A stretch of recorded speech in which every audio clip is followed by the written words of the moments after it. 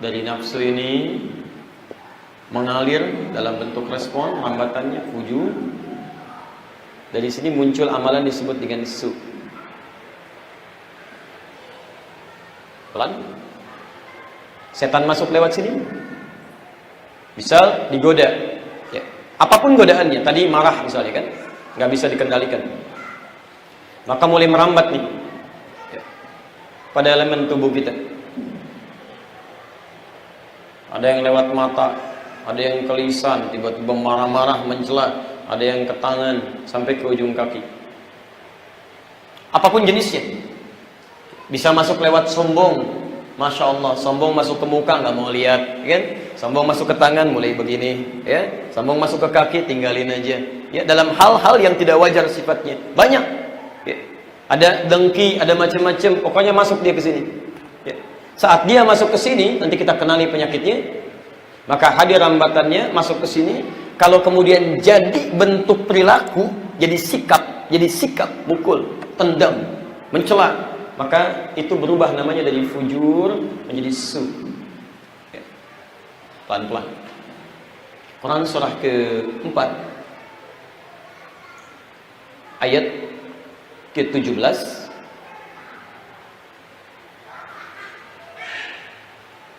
Quran surah 4 contohnya ayat 17. Ini teorinya tadi di Quran surah ke-12 ayat 53.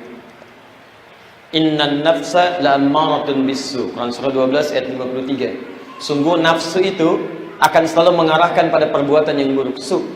Jadi bentuk perbuatan. Pelan-pelan. Innamat taubatu 'ala Allahi lilladzina ya'maluna as-su. Sungguh taubat yang diterima oleh Allah adalah ketika seseorang mengerjakan perbuatan buruk, su. Mencela, dia salah, dia mau taubat. Fokus. Memukul, dia salah, dia mau tobat. Perbuatan buruknya sebelum tobat disebut dengan su. Kalau banyak disebut dengan sayyiat namanya. Sayyiat. Di ayat ke-18 sayyiat. Jadi maaf, setan itu bahayanya adalah dia masuk ke dalam, memberikan waswas ke dalam relung nafsu yang bisa melahirkan perbuatan-perbuatan buruk yang melanggar ketentuan Allah Subhanahu wa taala. Jelas dulu sampai sini, pelan-pelan. Kita belum sebutkan jenis setannya dan bagaimana cara mengatasinya. Karena nanti Rasul itu sangat detail sekali, sangat detail. Mengatasi marah, caranya dari mulai duduk, dari berdiri duduk, dari berlari berhenti, sampai dengan wudu, sampai dengan menahan supaya tidak muncul perbuatan ini. Nanti detail sekali. Tapi konsepnya Anda kenali dulu ini. Paham? Jelas insyaallah? Baik. Nah, sekarang yuk kita hadirkan suasana di hati kita saat berbuat salah. Kalau kondisi hatinya masih normal,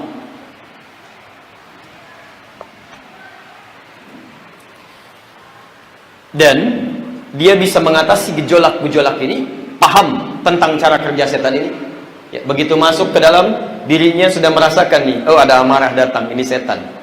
Lalu dia tahu ilmunya, ini cara mengendalikannya.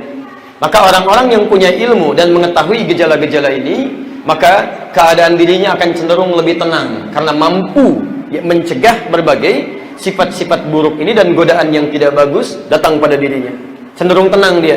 Mau marah, tahu ini pasti setan. Untuk apa saya marah? Hanya melahirkan respon yang tidak baik. Saya celak dia, dia celak saya. Saya malah darah tinggi, dia mungkin tidak begitu. Gak ada manfaatnya untuk saya. Dia tekan itu, dia keluarkan ilmunya, maka keadaan yang demikian membuat dia lebih tenang, nyaman. Dia marah, tiba-tiba orang ini senyum, tenang saja. Dia mencela, ini memberikan kalimat yang baik.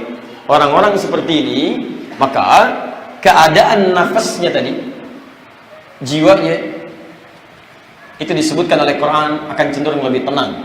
Disebut dengan mutmainnah. Mutmainnah.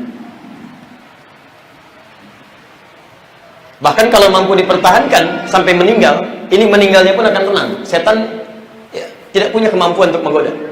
Dia mau goda tapi nggak bisa. Sampai tenang aja, mau meninggal tenang, wajahnya enak, bahkan mengucapkan kalimat tauhidnya enak. La ilaha illallah. Ya ayyatuhan nafsul mutmainnah. Tadi yang di Quran surah 91 ayat 7 tadi, ya, wa nafsi wa ma sawwaha, demi jiwa manusia yang disempurnakan penciptaannya, fa alhamaha fujuraha wa taqwaha, ada yang terkuasai oleh yang fujur, ada yang takwa. Kalau Anda bisa menekan yang ini, maka muncul sifat yang ini, nafsul mutmainnah. Quran surah ke 89 ayat 27 sampai 30. Sampai meninggal akan dijamin tenang. Tapi kalau nggak dipelajari ilmunya, atau sedikit-sedikit sering terganggu, maka ini yang seringkali melahirkan kegelisahan. Kalau masih normal, maaf ya, kalau masih normal, kadang salah, kan? Kadang benar lagi, minimal kata Al-Quran, itu akan ada perasaan suka mencela, menyesali dirinya. Quran surah 75 ayat yang kedua. Quran surah 75 ayat 2. Jadi kadang ini dikuasai oleh setan. Ya, tiba-tiba datang amarah, gitu kan? Masalahnya di kantor yang dimarahin orang rumah, apa salahnya? Nyampe ke rumah pintu dibanting, masya Allah, kan sepatu dilempar, anak-anak udah nunggu 8 jam, abi, diam kamu, apa salah mereka, gitu kan? Dan jauh-jauh kadang-kadang nyiapin karya, kadang pengen cerita, antum punya masalah di kantor, yang dimarahi orang rumah, apa salah mereka? Zalim antum di situ. Masya Allah, sampai ke rumah, tapi tiba-tiba beberapa menit kemudian, salah saya Allah. Kok saya bisa marah ya? Kok kepada mereka marahnya, bukan pada tempatnya gitu. Masya Allah. Jadi ada nanti kondisi-kondisi dalam jiwa kita yang kadang berbuat salah, tapi kita menyesali itu. Kenapa tadi saya marah? Kenapa tadi saya mencela dia? Ya Allah, salah saya. Kenapa saya mengumpat barusan? Pasti, kalau Quran sudah sebutkan, saya berikan rumus tafsirnya ya. Kalau di Quran disebutkan sifat tanpa merinci kepada orang, kapan kejadiannya, itu tandanya setiap manusia punya potensi untuk bisa mengalami itu. Saya punya keyakinan, setiap kita pernah mengalami itu. Ini. Baik. Jadi, pilihannya hanya ada dua. Apakah kita ingin mendapatkan suasana tenang ini, sehingga tidak banyak menyesali perbuatan kita, sibuk menyesal, lupa beramal pada akhirnya. Atau yang kedua, kita sibuk menyesali diri sendiri, tapi tidak ada usaha untuk berubah. Bahkan yang paling fatal nanti, nafsu menguasai dirinya, sampai muncul pada kondisi yang ketiga. Itu tertutup keadaan dirinya, bahkan diistilahkan dengan nafsul mayyitah. Ada istilah maridah, ada istilah mayyitah. Ya, ada terambil dari Quran surah ke-2 Al-Baqarah ayat yang ke-10. Posisi paling kanan di pertengahan. Fi qulubihim maradun fazadahumullahu marada. Ada orang yang hatinya, kalbunya kemudian sakit, banyak dikuasai nafsu, ya, karena itulah kemudian, mohon maaf, dia sudah tidak peka lagi. Ya, mendengar adzan, bukan cuma nggak mau sholat, Pak, marah-marah. Ada yang gitu, dengan adzan marah, padahal muslim dan mengaku beriman. Ya, Pak, tolong Pak, jangan suaranya jangan kenceng-kenceng di masjid ya. Masya Allah, kan? Padahal dia beriman, mengaku beriman, harusnya bersyukur. Ini masjid, ini rumahnya, dan Masya Allah, saking sayangnya Allah kepada dia, mic-nya juga kesini mengarahnya, gitu kan? Ya, ketika dia mau sholat gampang, gak usah pasang alarm. La haula wala quwwata illa billah. Ada yang demikian. Ada yang menghadapi puasa, sudah gak enak perasaan. Orang nunggu-nunggu, dia sudah gak enak. Kapan puasa? Insya Allah sebulan lagi. Ah, kok cepat amat ya? Masya Allah. Lain kondisinya, gitu kan?